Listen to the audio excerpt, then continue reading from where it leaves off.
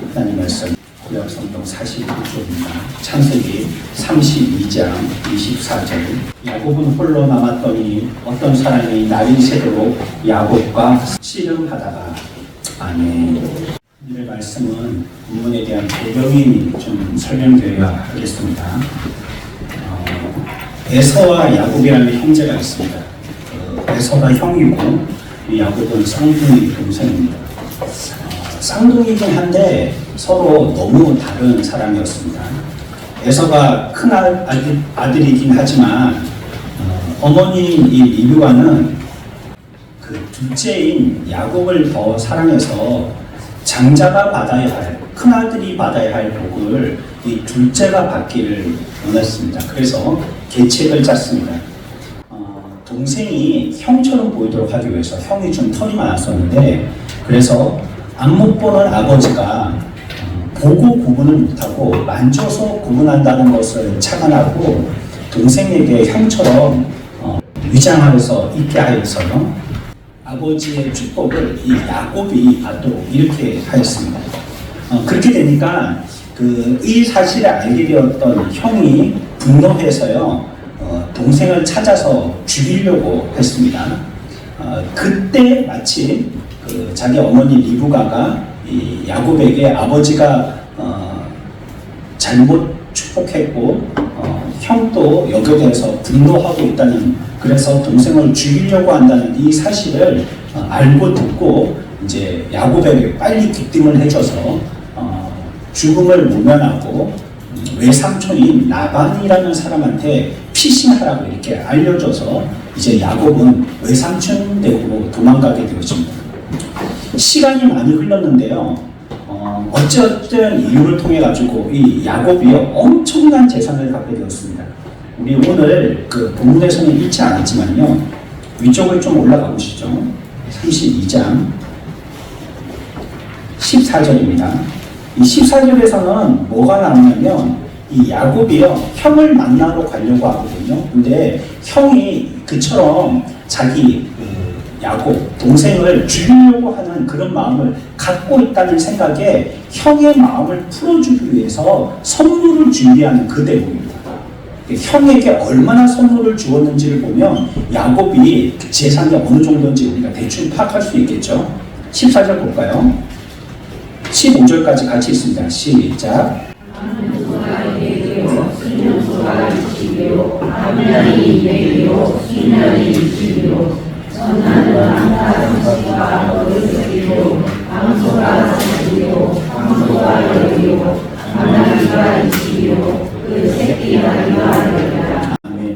이게 자기 전 재산을 얘기하는 게 아니고요. 뭘 얘기하는 거예요? 형에게 줄 선물을 얘기하는 거예요. 여러분들 명절 때 선물해 보시죠? 여러분들이 명절 때 이웃이나 형제에게 선물할 때 여러분들의 재산의 몇 프로를 합니까? 한 1% 하나요? 그렇게 하는 사람은 없을 겁니다. 0.01% 그 정도는 많은 겁니다. 내가 뭐 10억을 갖고 있다면 1억 선물하는 사람이 누가 있겠어요? 그러니까 형에게 이만큼 선물을 준비했다는 것은 야곱의 재산이 어느 정도인지 대충 짐작할 수 있습니다. 어마무시했다는 거예요.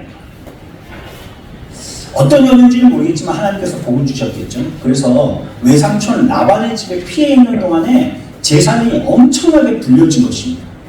그래서 이제 그 재산을 가지고 형을 만나러 고향이 아버지 땅으로 다시 돌아오게 되어지는 그런 장면이고, 바로 그 시점에 여기 창세기 32장이 시작하는 겁니다. 이제 형을 만나러 가려고 하는 것입니다. 야곱이 고향으로 들어가기 직전의 모습인데요. 그런데 고향에는 누가 있습니까? 자기를 죽이려고 하는 형이 있죠. 형 에서가 딱 버티고 있는 것입니다.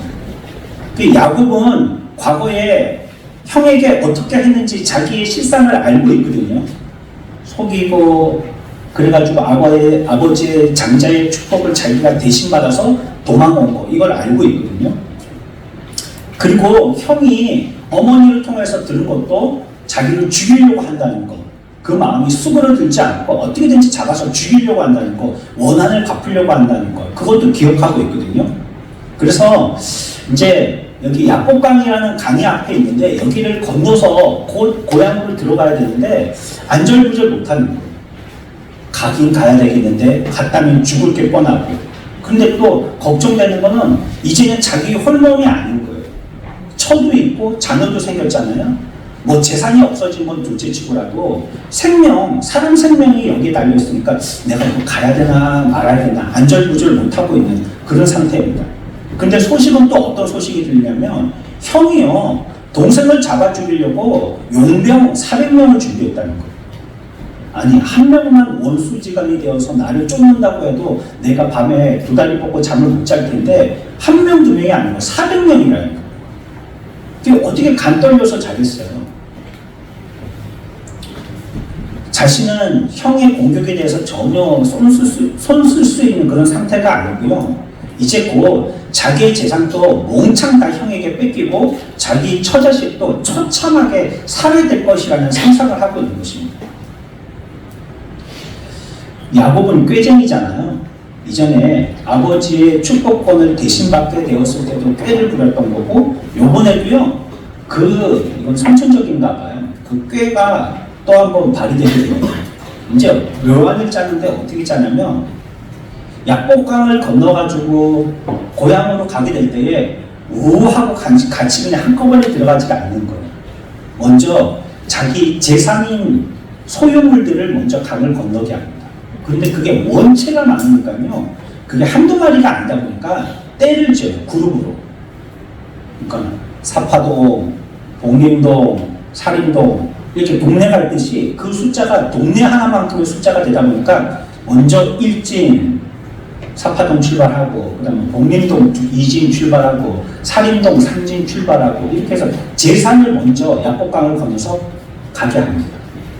그리고 이후에 이제 자기의 처자식도 딸려 보내게 되었죠. 근데 다 보냈습니다. 그리고 이제 그 강가에 이 야곱 혼자만 남게 됩니다. 이제는 재산도 보내고 처자식도 보냈는데 마지막으로 내가 갈까 말까 싶은 거예요. 아직까지 결심이 안 쓴 거예요. 이거 내가 가야 되겠는가 말아야 되겠는가. 가면 10중 8구 어떻게 되는 거예요? 죽는 거잖아요. 형한테 죽는 거잖아요. 그러니까 내가 가야 되겠는가. 이거 혹시 형 마음이 좀 돌이켜졌을란가. 아니면 하나님의 보호가 있을란가.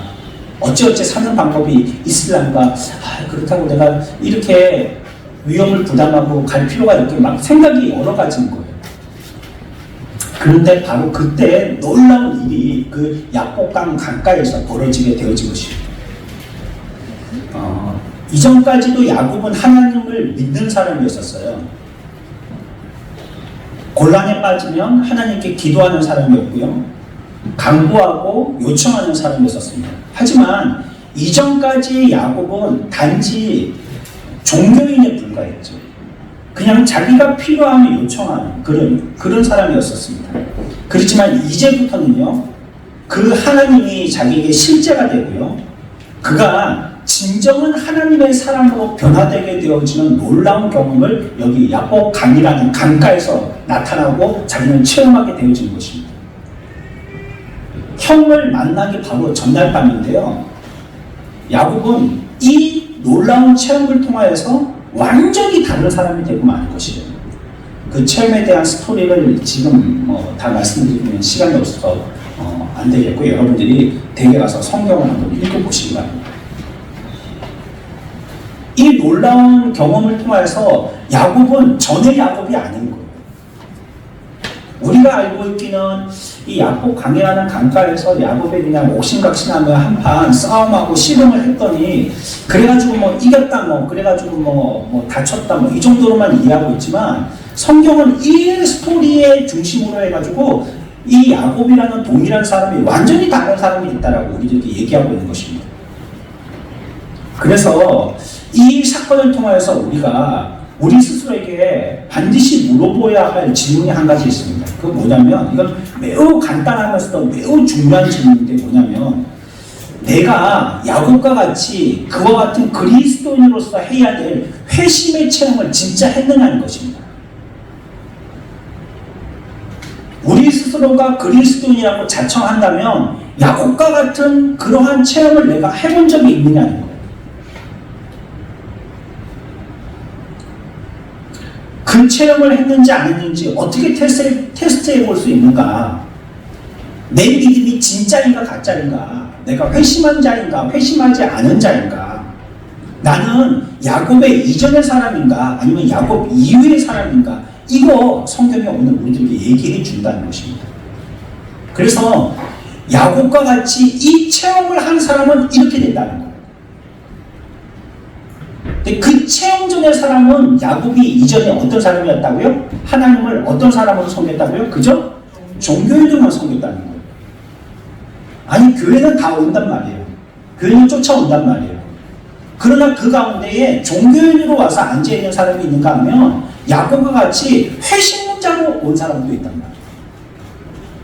말이에요. 야곱의 사건에서 그것을 우리들에게 얘기하는데, 회심자가 되어지면 이전의 야곱이 아닌 이후의 야곱이 되면 이러한 특징들이 나타난다는 것을 성경은 오늘 우리들에게 얘기하고 있습니다. 그 첫 번째가 뭐냐면요, 오늘 본문을 보세요. 24절에 야곱은 어떻게 남았다고요? 홀로 남았다는 겁니다. 야곱이 홀로 남았다는 겁니다. 스토리 배경은 앞에서 제가 설명드렸습니다. 다 떠내보냈고요. 재산도 보내고 처자식도 다 떠내보내고 자기는 갈등하는 가운데 강가에 앉아있는 겁니다. 그러니까 혼자 남았죠. 회심이라는 것은 무엇을 얘기하냐면 항상 우리를 혼자 남겨둔다는 거예요. 제가 군생활할 때요, 우리 고참 중에, 제가 쫄병 때인데 고참 중에 저를 놀린다고 그런 말을 했어요. 들어갔을 때부터 예수장 표시를 갖다가 탁탁 내고 다녔습니다. 뭐라고 놀렸냐면, 니하고 나하고 발을 묶어야 되구나. 그래서 니 천국 갈 때 나도 같이 가야 돼. 이렇게 놀리는 사람이 있었어요, 고참이. 속으로는 그래, 천국은 가고 싶은가 하네, 이런 생각이 들더라고요. 근데 그게 가능한가요? 뭐 목끈으로 묶든지 쇠고랑으로 묶든지 수갑을 채워도 그건 불가능한 것입니다. 천국은 혼자 가는 겁니다. 혼자. 회심은요, 혼자 하는 겁니다. 그래서 성경은요, 우리들에게 복음이라는 메시지는 우리들에게 구원을 이룰 때는 그 사람을 철저하게 혼자 두게 만듭니다. 혼자 있게 만들어요. 따로 떼어놓게 만들고요, 어떻게 보면 주변에서 고립되게 만듭니다. 혼자 있게 만들어요. 그래서 나는 전체 중에 한 사람이라고 생각하지 않고 하나의 개체라고 생각하게 만드는 거예요. 한 사람. 나 한 사람이라고 생각하게 한다는 것입니다. 여러분, 주변을 살펴보십시오. 오늘날 세계나 사회를 살펴보십시오. 일, 직업, 생활, 가족, 세상에 파묻혀서 모든 일들을 보면요, 나라는 내 개체는 망각된 지가 오래입니다. 우리는 그냥 이 팀에 소속되어 있는 전체 중에 하나일 뿐이에요. 나가 잘 발견되지 않는 거예요. 한 개체와 독립되어진 정체성을 발견하기는 참 어렵다는 것이에요. 이 세상은 점점 개인을 무시되고 있거든요. 뭐가 주목의 대상이 되느냐? 집단, 그룹, 조직, 단체, 이런 것이 주목되지 개인은 자꾸 무시된단 말이에요. 우리가 연일 뉴스 보도를 통해서 나라들의 전쟁 소식들을 듣잖아요. 근데 거기서도 보십시오. 사망자는 그저 숫자에 불과해요. 그 개인에는 관심이 없어요. 누가 죽었는지 그건 별로 관심이 없어요. 몇 명 죽었나, 그게 관심이에요. 그리고 마지막에는 어느 나라와 어느 나라가 전쟁했다. 끝. 그게 끝입니다. 그러니까 개인이 전체 속에 매몰돼서요, 개인은 이름도 얼굴도 드러나지도 않는 것이에요.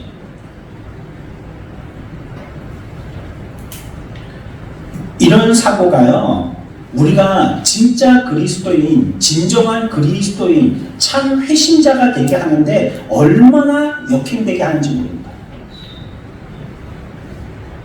참 회심자는요, 하나님 앞에 독립된 개체예요.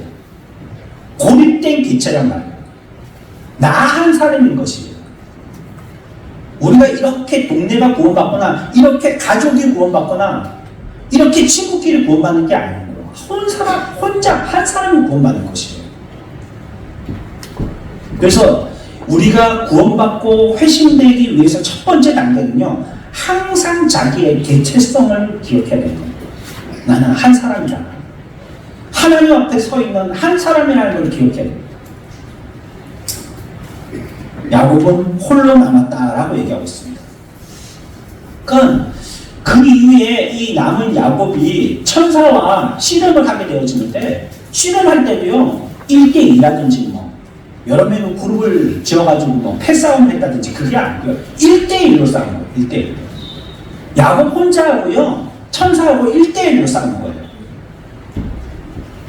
그러니까 하나님이 그 사람을 1대1로 만들기 위한 여러 가지 작업을 하십니다. 여러분들도 여러분들의 과거의 개인의 역사를 한번 회상해 보시면 내가 하나님 앞에 나오게 되어질 때에 1대1의 하나님의 역사를 이루셨음을 기억하실 수 있을 겁니다. 철저하게 한 사람을 얘기하신다는 거예요. 고립되게 하신다는 거예요. 보세요. 하나님이요 야곱이라는 한 사람을 이전 사람에서 이후 사람으로 만들기 위해서요 앞에 모든 재산들을 다 떠내보내게 했습니다. 다 먼저 떠나보내게 했어요. 처자식도 다 떠나보내게 했습니다. 그리고 오직 자기 혼자만 남게 했어요. 하나님은 그렇게 역사하시는 거예요. 그 사람이 홀로 남도록 하시는 거예요. 야곱의 위험은 무엇 때문이었을까요? 하나님이 보실 때요 야곱이 참 야곱되지 못하는 이유는 무엇이었을까요? 하나님께서 이렇게 하신 역사를 보면요 야곱이 가지고 있었던 많은 재산이나 처자식을 자기와 동일시한 거예요. 야곱. 이것과 함께 있어서는 그가 이후의 야곱은 될 수가 없는 거예요. 그래서 어떻게 하셨습니까? 그것과 분리시키기 시작합니다. 먼저 내보내라 그거. 이 강을 건너면서 그것과는 너는 이제는 전혀 관계가 없는 존재. 먼저 내보내. 처자식도 먼저 떠나보내. 그리고 너는 나를 만날 때는 독대해. 오직 하나만 만나야 돼.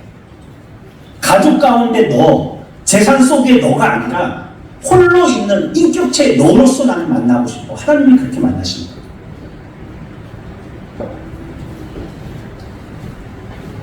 한 사람이 가족에게 관심이 많고요. 가족 가운데서 행복을 느끼면서 또한 그 행복을 유지하기 위해 사는 사람들이 있습니다.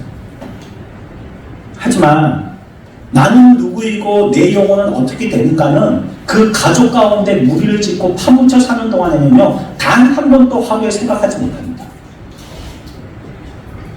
뼈 빠지게 일해가지고 집안일을 하고 또 가족을 위해서, 자녀들을 위해서, 남편을 위해서, 남편도 회사라는 무리 가운데 있다가 집에 돌아와서 또 가족이라는 무리 가운데 있게 되면서 자기라는 개체에 대해서 생각을 못하는 거예요.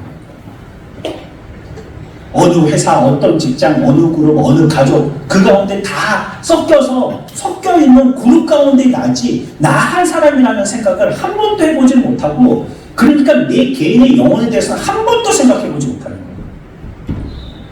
누구와 연결되어 있는 나로만 생각하는 겁니다. 오늘날 사람들이 혼자 있는 걸 얼마나 두려워합니까? 뭐 어떻게든지 SNS를 통해서든지 어떻게 소통이 되고 연관이 되고 해야지 살지 홀로 있는 걸 그렇게들 싫어하는 거예요. 그래서 그걸 못 견뎌하는 사람들이 있단 말이에요. 하지만 하나님은 야곱을 야곱되게 외롭고 홀로 두게 하신 것처럼 우리들의 삶 가운데에서도 그 가운데 가족이라는 것 가운데서 행복을 누리면서 그걸 유지하려고 하는 사람에게는요 거기서 떨어뜨려 놓습니다. 왜냐하면 하나님이 만나시기 위해서. 혹시 병이라는 방법을 통해서 그를 떨어뜨려 놓기도 하세요. 그가 관심을 기울이던 그것에서 하나님에게 시선을 옮기도록 떨어뜨려 놓는 거예요. 붙여놨다가 계속 그것만 보니까 그는 가족들과 떨어져 혼자 지내게 되고요. 그리고서야 결국 자기가 절대적으로 혼자 남는 걸 깨닫게 되는 거예요. 하나님은 우리들에게 이런 것들을 체험하게 하십니다. 우리가 구원받고 회심이 될 때는요 철저하게 하나 되게 하시는 거예요. 어쩔 때는 완전히 우울함의 개구리처럼 나 혼자 있다라고 생각되게, 아니면 바울처럼 감옥에 갇혀서 아무도 나를 도와줄 게 없는 외로운 존재가 됐다라고 생각할 정도로 처참한 가운데 홀려 내버려 두신다. 왜냐하면 그래야지 하나님 만납니다. 환경과 형편이 있어서는 그것 때문에 가벼워서 못 보니까 하나님. 그거 의지를 하느라고 하나님을 바라보지 않으니까. 그거 행복하게 해주느라고, 그거 위해주느라고 온통 정신이 거기 쏟아져가지고 내 영혼을 돌볼 생각을 1도 하지 못하니까. 그러니까 하나님은 그 사람을 회심시키려고 거기서 철저하게 독립시키십니다. 다 잘라버리시는 거예요.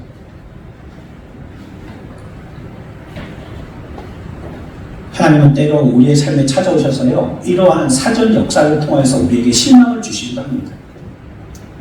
혹시 가족을 먼저 뺏어가기도 하시고, 나 혼자 있게. 어떨 때는 사업이나 일에서도 고립되게 하십니다. 안 되게 하시거나, 망하게 하시거나, 말아먹게 하시거나, 혼자 되게 하십니다. 아니면 병들게 합니다. 외롭게 아무도 오고 가는 사람 없는 병실에 누워서 천장만 쳐다보게 만드십니다. 그렇다면 그때가 하나님이 여러분들에게 말씀하신 때입니다. 야곱에게 그때로 말미암아 혼자 있게 하셔서 그를 만나 주셨던 것처럼 우리를 홀로 외롭게 하는 그때가 하나님이 말씀하실 때예요. 그때 우리는 영의 길을 쫑긋으로 들어야 됩니다. 하나님은 자기도 물론이지만요, 자기 영혼까지 빠져있는 그곳에서 떨어뜨려 놓으셔야지는 되는 거예요. 그렇지 않으면 하나님을 의지하고 구원받으려고 마음을 생각을 하지를 않으니까. 복음이라는 것은 언제나 개인적입니다. 우리가 이렇게 많은 사람들 속에서 살고 있지만요, 우리는 각자 따로 서 있다는 사실을 상기시키고 기억하게 하시는 것이 복음입니다. 복음은 우리를 홀로 있게 합니다. 고립되게 하는 거예요. 여러분들 태어날 때 같이 태어납니까? 혼자 태어납니다. 죽을 때 같이 죽습니까? 혼자 죽습니다. 하나님 앞에 심판대에 가족끼리 같이 쓰나요? 아니요, 혼자 씁니다. 우리의 구원은 처음부터 끝까지 철저하게 혼자입니다. 혼자 돼 있을 때 하나님을 만날 수가 있어요. 여러분, 군중에서 떨어져 나오십시오. 우리의 삶이 이 사람들과 섞여 살 수밖에 없는 삶이긴 하지만 한 번씩은 여러분들이 자기의 영혼을 살피기 위해서 이 무리들에게서 빠져나와야 합니다. 그리고 이 시간 복음을 듣고 자신의 개인에게 책임이 있다는 사실을 깨달아야 합니다. 복음은 누구 때문이라고 핑계하지 못하게 하는 거예요. 홀로 있어서 그 책임이 오롯이 자기에게 있다라고 얘기하는 것이 복음입니다.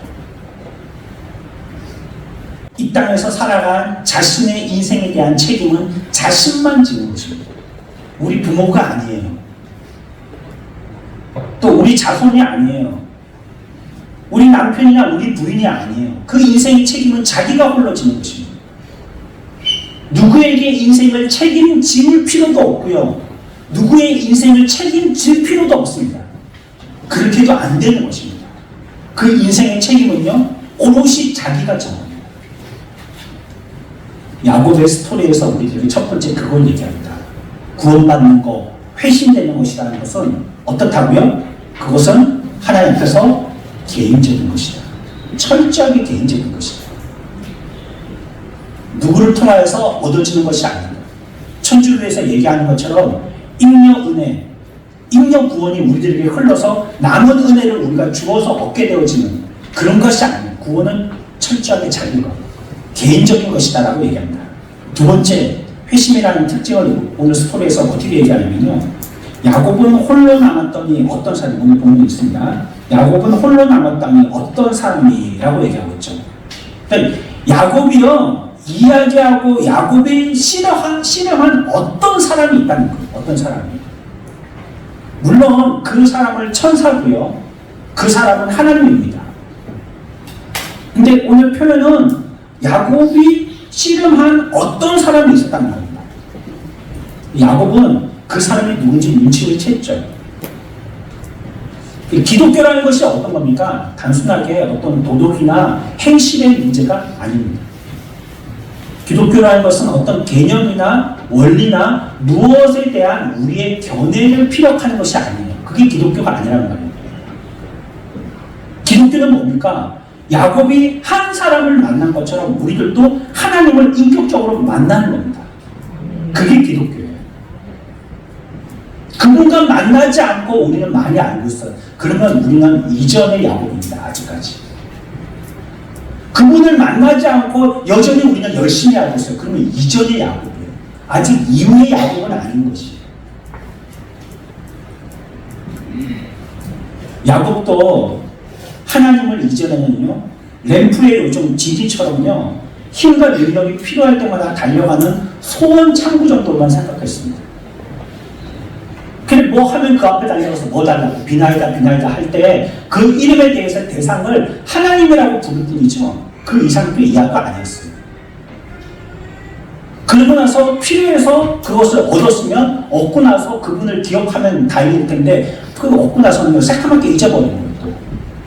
그래서 또 잊었다가 필요하면 또 비나이다 비나이다 해갖고 주시면 받고 잊어먹고 계속 그런 삶을 반복했던 것입니다. 어땠어요? 인격적으로 하나님을 한 번도 만나본 적이 없었던 거죠. 그 사람을 만나본 적이 없었던 거예요. 그러나 이제 하나님을 대면한 후에 야곱은 완전히 바뀌었죠. 기독교라는 것이 그래요. 인간이 하나님을 인격적으로 만나는 거예요. 현실에서 우리가 풀어야 될 첫 번째고 중요한 문제는 뭡니까? 무엇보다도요, 내가 하나님을 인격적으로 만났는가 하는 거예요. 내가 얼마나 열심히 있고 공로가 있는가가 아니고요, 내가 하나님을 진짜 만났는가 하는 거죠. 내가 목사인가가 아니라요, 네가 하나님을 만났는가가 중요한 거죠.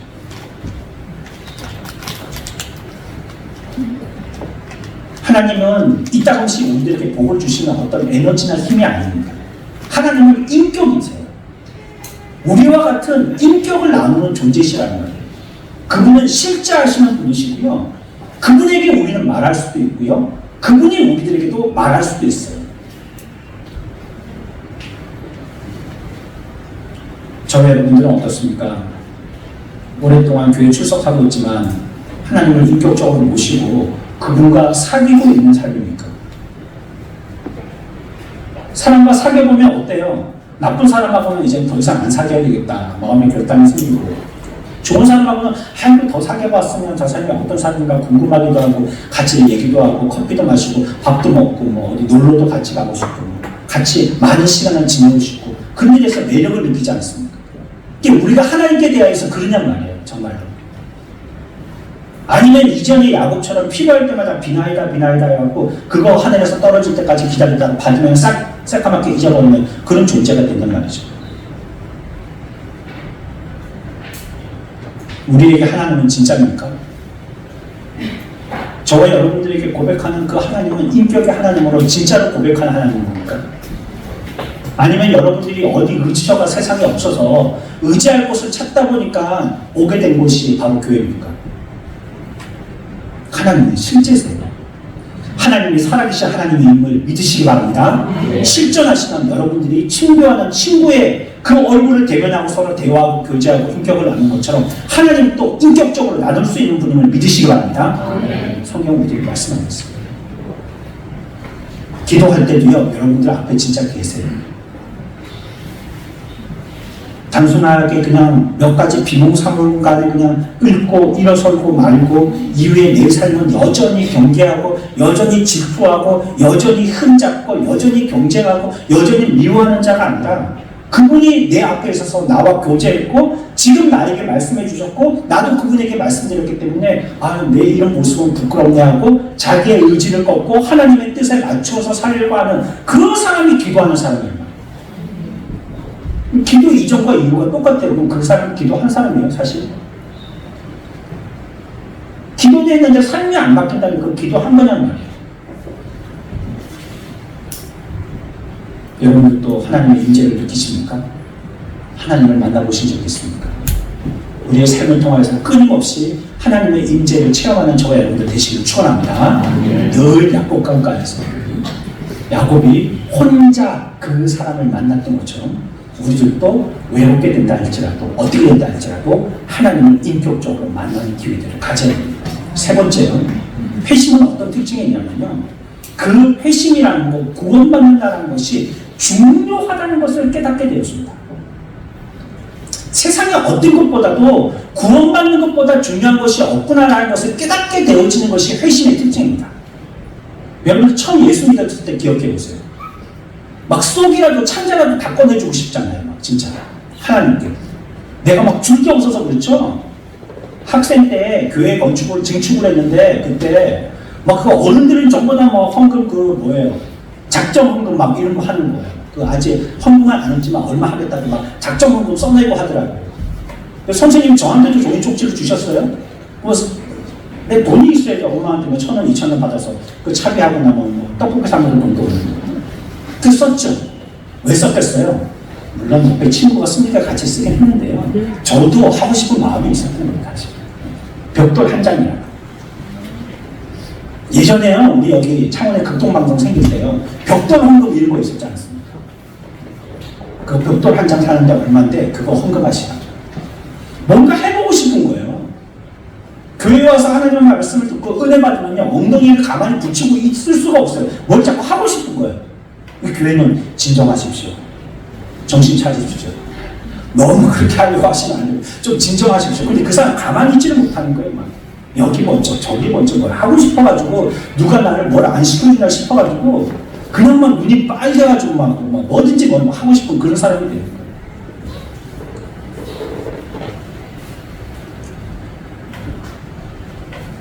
무슨 일이 일어날지에 대해서 궁금해하는 야곱이 있어요.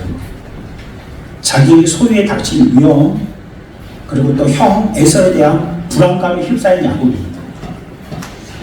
그런데 중요한 건요, 그런 불안함과 그런 마음의 위협을 느끼고 있지만 야곱이요, 홀로 남아서 어떤 사람과 날이 새도록 야곱과 이 사람이 씨름하는 동안은 그걸 싹 다 까먹었다니까.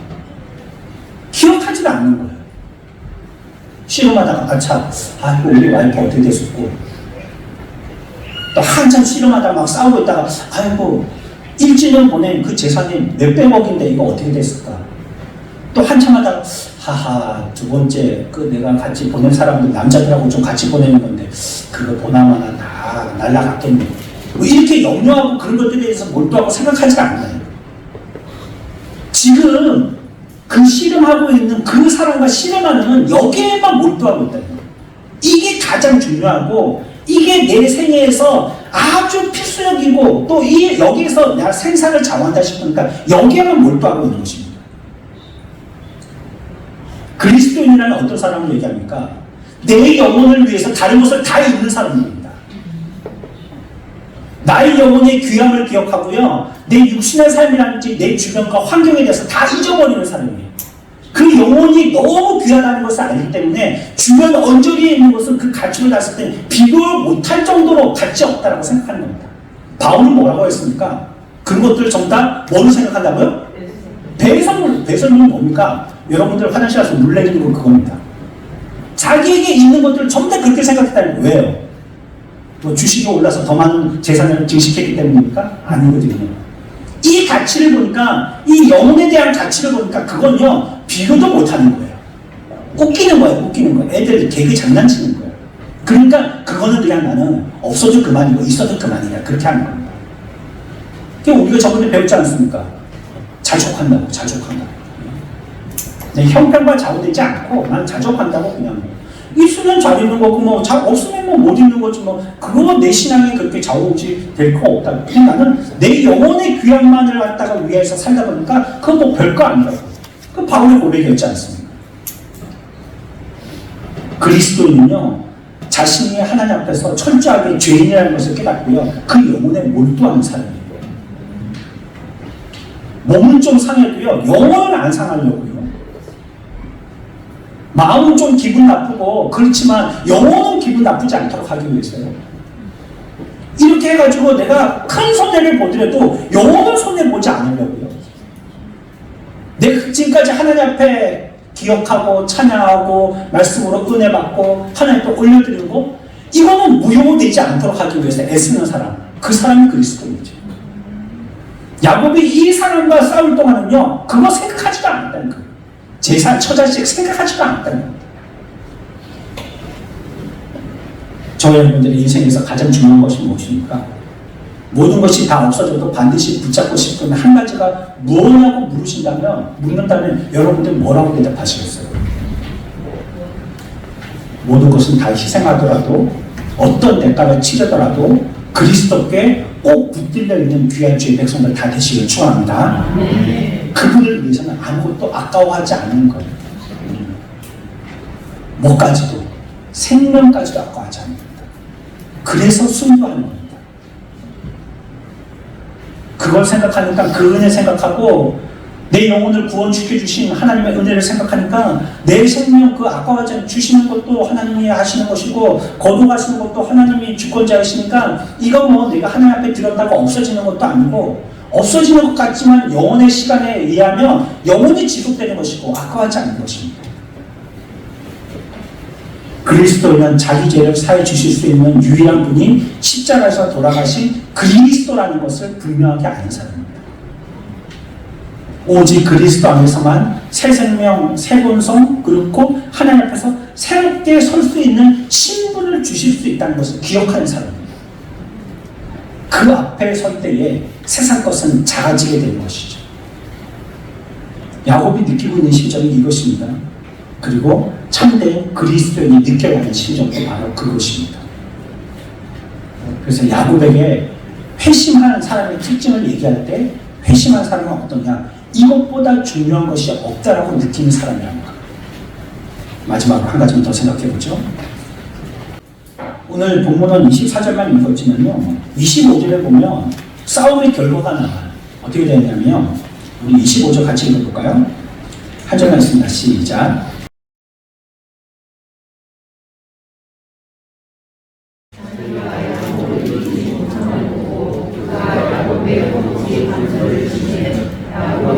싸우다가 야곱이 어떻게 되나? 장애를 얻게 되나? 그렇죠?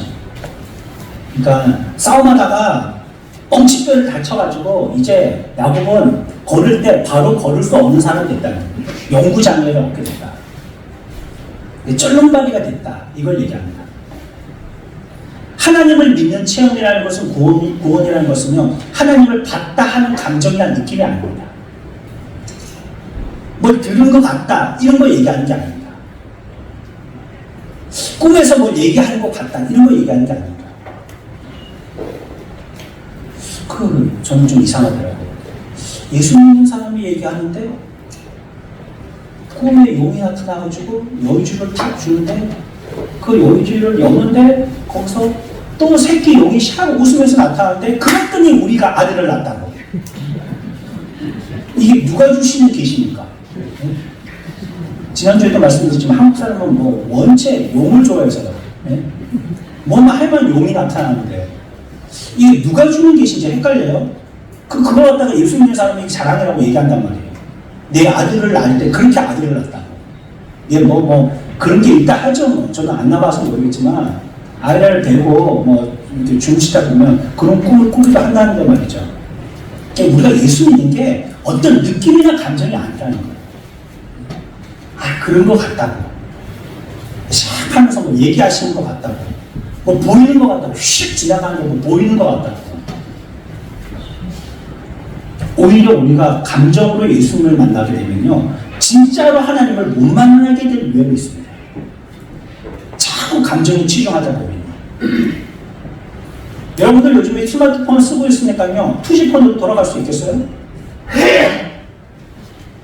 지금 스마트폰이 이것도 빠르니 늦니 하면서 데이터가 많니 적으니 이러고 있는데 다시 투지폰으로, 피처폰으로 돌아갈 수 있으시겠냐 말이에요. 쏙 터져서 못 돌아갈 겁니다, 아마. 근데 우리가 자꾸 보는데 현혹돼 거기에 기울이면요, 더 높은 가치의 것들은 시도해보지를 않으려고 해요. 그게 쉬우니까. 야곱은 하나님을 만나면 어떻게 했습니까? 다리를 절게 됐어요. 몸의 흔적을 가지게 된 것이에요. 그리고 야곱은 이름도 바뀌게 됐습니다. 뭐로 바뀌게 됐죠? 이제는 이스라엘이라고 하라, 이 이름을. 그래서 야곱의 이름은 이후에 이스라엘로 개명하게 되어집니다. 그의 행적을 보면요, 이렇게 위골되어진 허리를 가지고 난 다음에 그 삶은 완전히 달라지게 되어집니다. 이전에 야곱이라는 사람은 정말 이름을 개명한 것처럼 없어진 거예요. 절름발이지만 새 사람이 될 것입니다. 여러분들, 회심하게 되어지면 여러분들이 절름발이라는 것을 세상이 알아봅니다. 쫄룩 걷는데 이거 모르는 사람이 어디 있어요? 건강하게 걷는 사람은 다 평범하게 걷구나 하고 그냥 걷는데 말이죠. 쫄룩 걸으면 사람들이 저 사람은 다니를 전에 딱 알아본단 말이에요. 저와 여러분들이 구원받으면요, 주변 사람들이 여러분들을 먼저 알아봅니다. 저 사람은 쫄룩하네. 알아본단 말이에요. 회심자는요, 우리의 회심의 역사가 세상의 사람들을 눈을 통해서 증거되어집니다.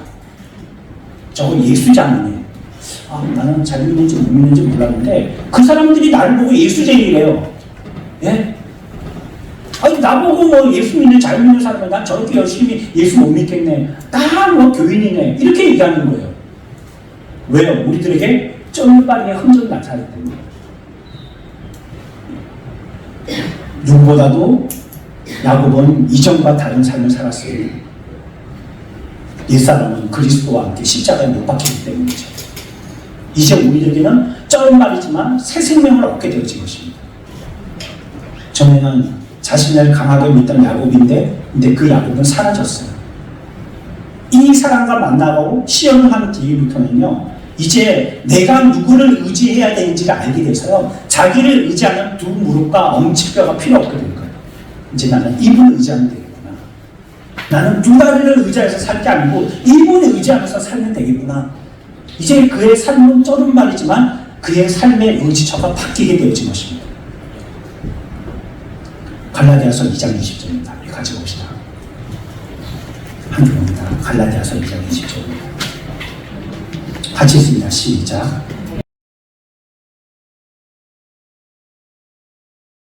내가 그리스도와 함께 십자가에 못 박혔나니 그런즉 이제는 내가 사는 것이 아니요 오직 내 안에 그리스도께서 사시는 것이라.